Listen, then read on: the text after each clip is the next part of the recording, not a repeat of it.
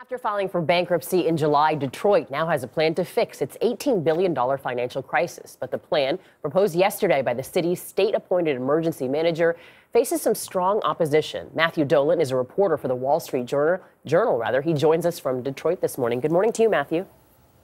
Good morning to you. Though this is a huge plan. I mean, it's 440 pages, so I'm not going to ask you to summarize all of it. But what are some of the key points of it all?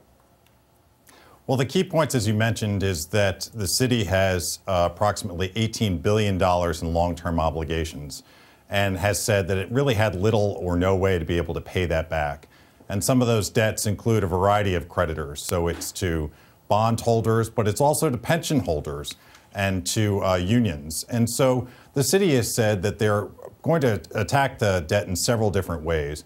Certainly, they're going to pay back what's known as secured creditors completely. They are going to pay back their union obligations through pensions partially, and then they're going to give a pretty severe haircut to some unsecured bondholders, less than or about 20 cents on the dollar approximately. Matthew, obviously the unions had a lot of concerns about how hard the pensions would be hit. I mean, how big a cut are we talking about? That's right. They had feared pretty severe cuts, and there's a lot of debate about what the shortfall in the pensions actually are. But that said, the city has come out and said that they see pretty good recovery when it comes to the pension funds. For police and firefighters, they expect a more than 90% recovery in terms of the amount that they say is owed. And for other workers, it could be in excess of 70%. That said, the unions and the pension funds themselves say that the state constitution protects them from any cuts to their future pension payments. So often when people mention Detroit, they talk about the blight. They say this is a city that has high crime and high violence because simply there's so many abandoned buildings. What are they going to do to fix that problem?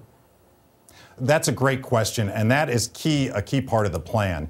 What the city and the governor have said is that the city really can't move forward out of a Chapter 9 municipal bankruptcy unless it has a plan to move forward, a way to reinvest in the city.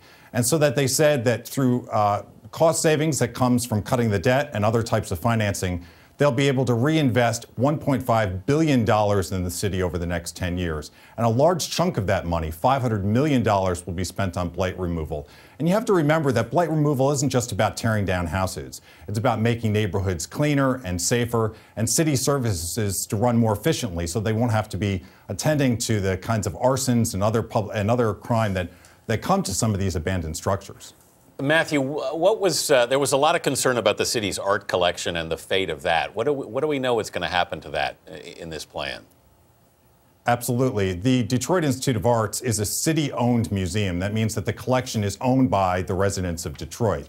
And so the federal mediator in this case, Judge Darrell Rosen, has come up with somewhat, would say, an innovative solution. And that innovative solution is to monetize the art collection by placing it into a nonprofit, essentially selling the art collection and using those proceeds to help pay down the pensions. And what that would do is achieve two solutions for the city that have been among its most vexing problems: protecting the art for the residents and the visitors to Detroit, as well as helping to make whole, at least to some measure, the pension holders, many of whom are on fixed incomes. All right. Matthew Dolan in Detroit. Thank you very much, Matthew.